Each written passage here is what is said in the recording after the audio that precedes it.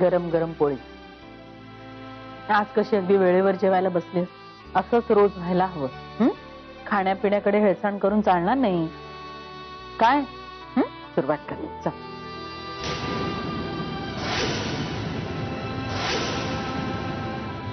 मंजिरी, काय झालं ग? आपले डोळे जेव्हा भरून येतात ना, तेव्हा मनामध्ये काहीतरी हलत असतं. ते बाहेर पडायला हवं डोळ्यातल्या पाण्याबरोबर. बाबा भेटून गेले आणि आईची पण आठवण आहे.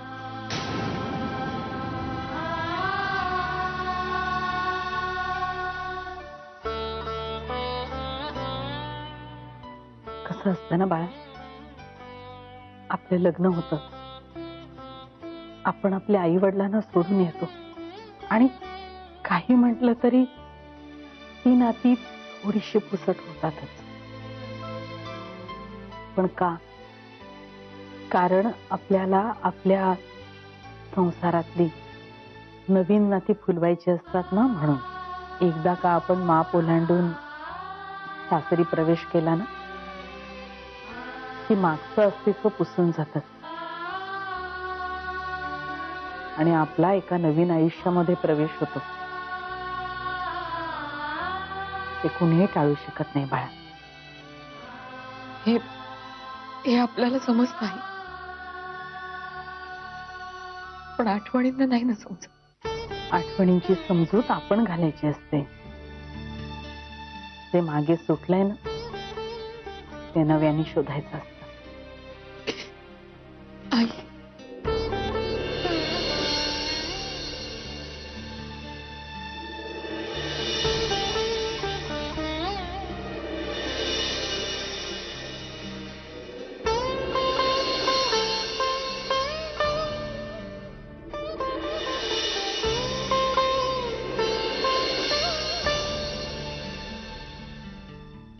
माझी वेडी पोर, मी तुला आईची कमी नाही भासू देणार. आणि असं रडत नाही बसायचं सारखं सारखं.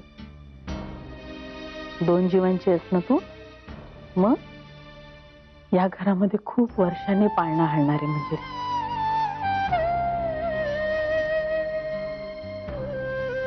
तुला स्वतःलाही सांभाळायला पाहिजे, तुझ्या बाळासाठी, सत्यजितच्या बाळासाठी, नाही का? चला जेव्हा आता मीच भरवते तुला. तू अशी रडत बसलीस ना तर आमचं बाळही रडवं होईल. ते नाही चालणार आम्हाला. काय ते तुझ्यासारखंच पाहिजे. हसर घे.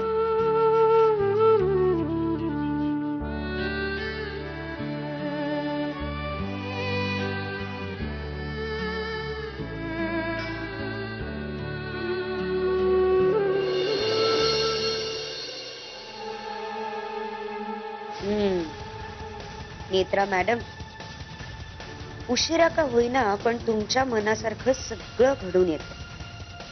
सगळी कॅल्क्युलेशन्स करेक्ट.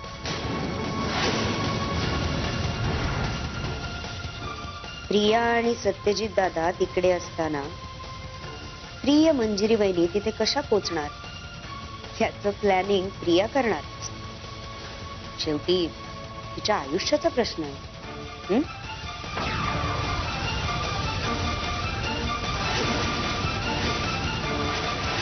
आणि पुन्हा एवढा मोठा इव्हेंट कव्हर करून त्याचा फायदा कसा उचलायचा त्याचं तुमचं प्लॅनिंग यावेळी फेल नाही होऊ द्यायचं. 1 दगड आणि 3 पक्षी.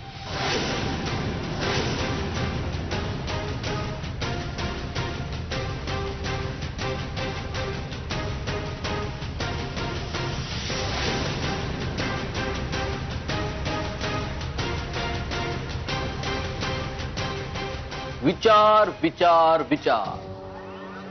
काय आता तू विचार करते म्हटल्यावर तो काय असा साधा सरळ सोपा तर नक्कीच नसेल. एकतर कोणावर कशी मात करायची किंवा कोणाचं कसं वाईट करायचं या व्यतिरिक्त तू आणि काय विचार करणार आहेस. फॉर अ चेंज गौरांग, या वेळेला ना मी चांगलं कसं होईल याचा विचार करते. चांगलं? कोणाचं?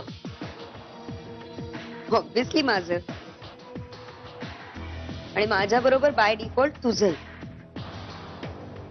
नाही म्हणजे मग मला कळेल का आता की माझं नक्की काय चांगलं होणार आहे ते? कसं आहे ना गौरांग, मला समजावून नाही सांगता येत आहे. माझ्याकडे स्किलच नाही येत आणि तुला तर नाहीच नाही. हे सगळं मॅटर आहे ना ते जरा जास्ती complicated. So let me handle it. माझ्यासाठी जे इम्पॉर्टंट आहे त्याचा विचार मी करते आणि तुझ्यासाठी जे इम्पॉर्टंट आहे ना ते तू कर. हं?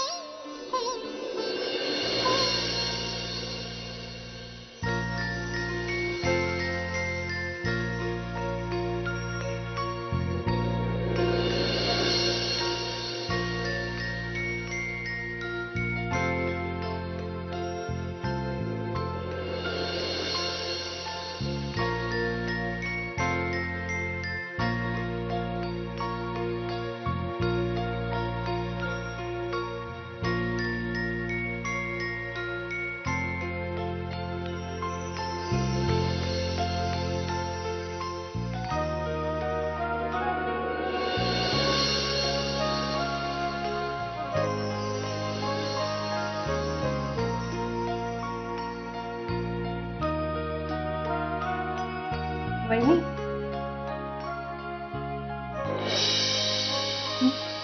कुठं हरवली? हे स्वेटर आठवते तुम्हाला? सत्यजितचं आहे बघा, लहानपणीचं. हो की? अजून जपून ठेवले मी. काळ कसा भरकन सरकला, काही सुद्धा समजलं नाही. जेव्हा वडिलांचं छायाचित्र दूर झालं तेव्हा सत्या किती लहान होता, पण लहानपणीच सगळ्या जबाबदाऱ्या कशा समर्थपणे पेलल्या त्यानं. स्वतः, आई, आत्या, लहान भाऊ, जणू घरातला करता पुरुषच झाला तो.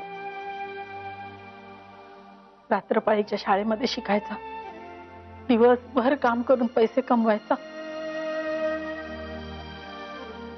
ज्या वयामध्ये मुलं खेळायची, कॉलेजमध्ये मजा करायची, त्या वयामध्ये हा मुलगा 15 तास काम करायचा. स्वतःच्या हुशारीच्या जोरावर, शिष्यवृत्त्यांच्या जोरावर परदेशात जाऊन सुद्धा शिकून आला. काय केलं नाही त्याने आपल्या सुखासाठी. पण या सगळ्यामध्ये स्वेटरची ऊब त्याला अनुभवताच आली नाही. अगं पण वहिनी, त्याच्यामुळेच तर आज आपण जगात आहोत. एवढंच बोलू शकते मी. खरंय, खूप वर्षात सत्यजितने कुणालाही बाबा म्हणून हाक मारलेली नाही. पण आता तोच सत्यजित स्वतःच बाबा होणार आहे.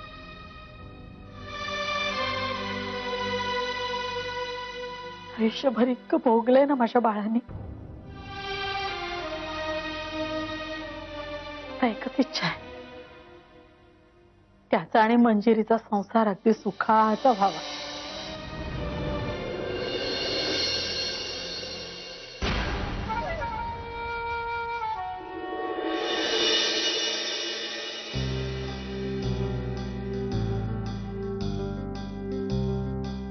आज इतकं छान वाटतं ना मला.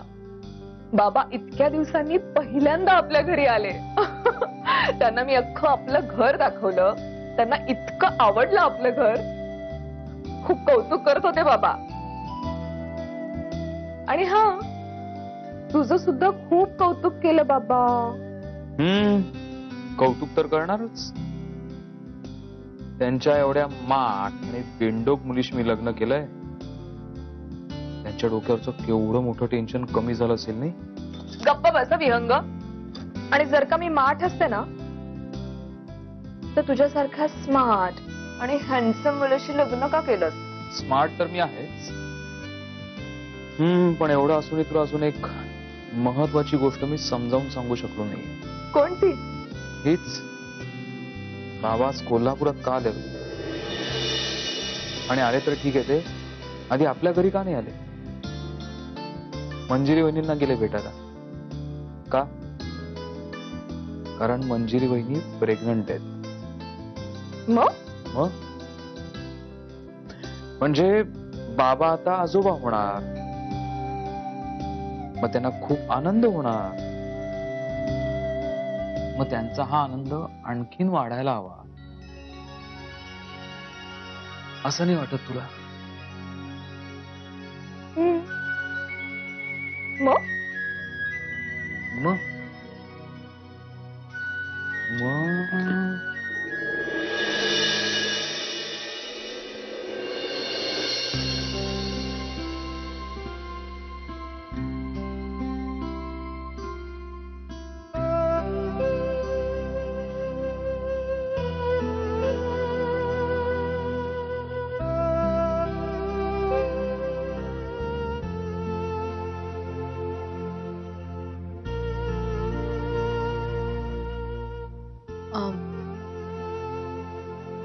मला मला थोडं बोलायचं होतं तुमच्याशी.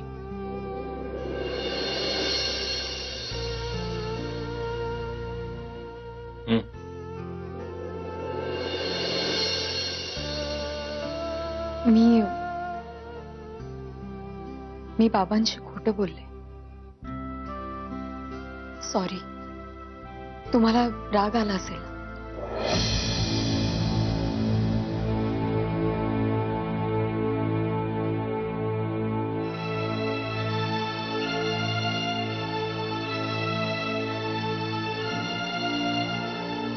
तुझा राग नाही आलाय मला. उलट मी तुझे आभार मानायला हवे, कारण एक अत्यंत ऑकवर्ड सिच्युएशन तू टाळलीस.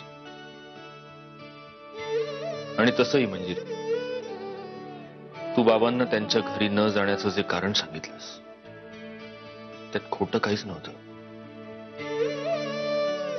खरं काय आहे ते त्यांना कधी ना कधीतरी सांगावं लागेलच. ते कधी आणि कसं ते मी बघतो. तू नको टेन्शन घेऊस. आलो.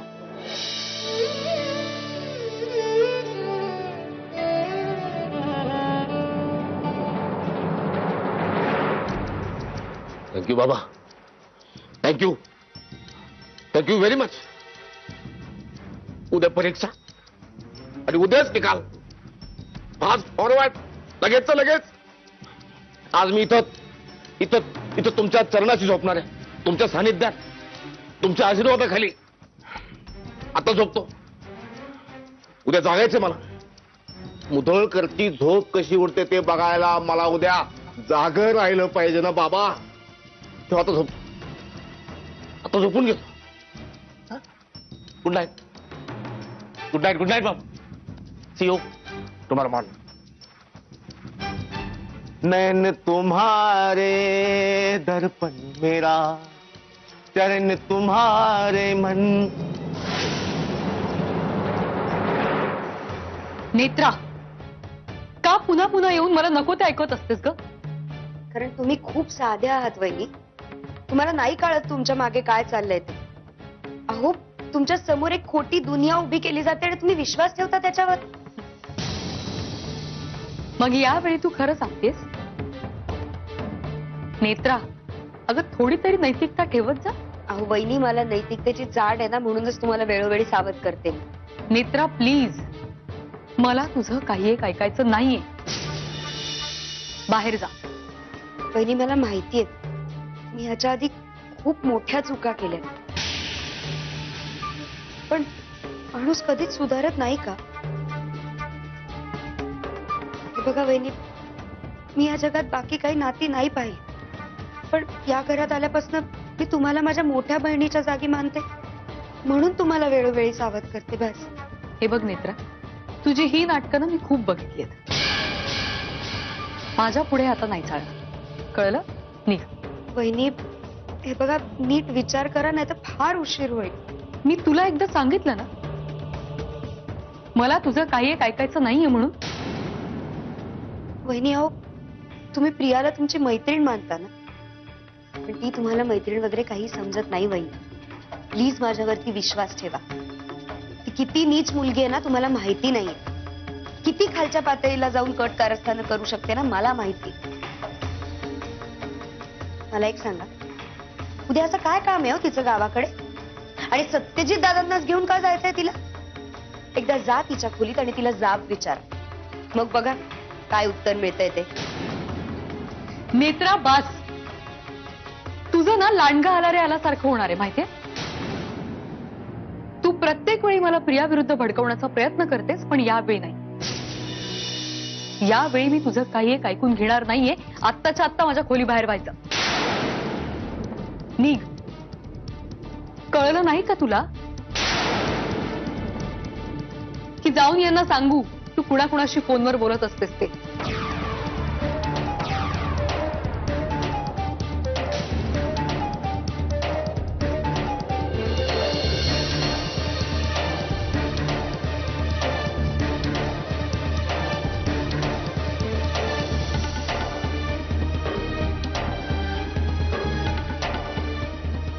अशी का वागते ही नेत्रा? अशी का बोलत असते ही सतत?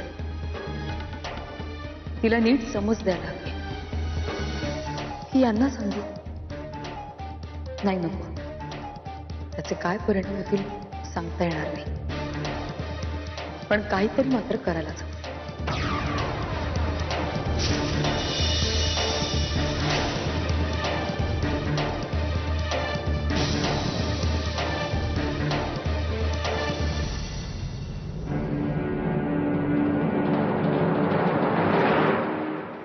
He loves me. He loves me now.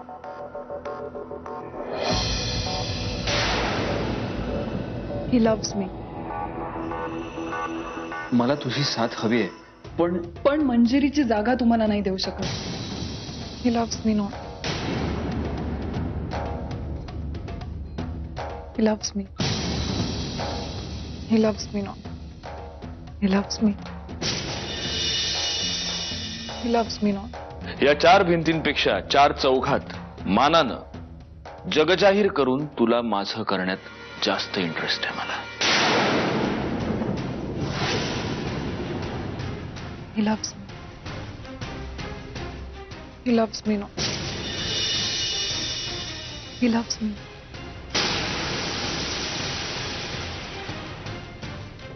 हे आहे तुझं खरं रूप. He loves me not.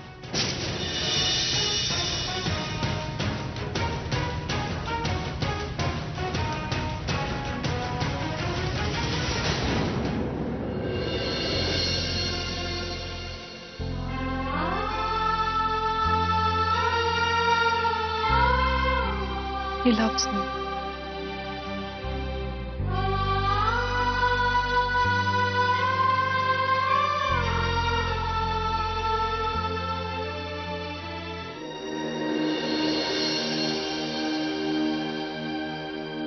आज तू चक्क स्वतःहून माझ्या रूम मध्ये आलास. वा वा, आज माझं नशीब माझ्यावर भलतंच खुश दिसतंय. मी तुला म्हणालो होतो की माझी काही महत्वाची कामं आहेत आणि ती संपल्याशिवाय आपण बाहेर जाऊ शकत नाही. मी तुला हेच सांगायला आलोय की माझी ती सगळी कामं आता झालीत. त्यामुळे आपण कधीही बाहेर जाऊ शकतो, पण ती उद्या सकाळी.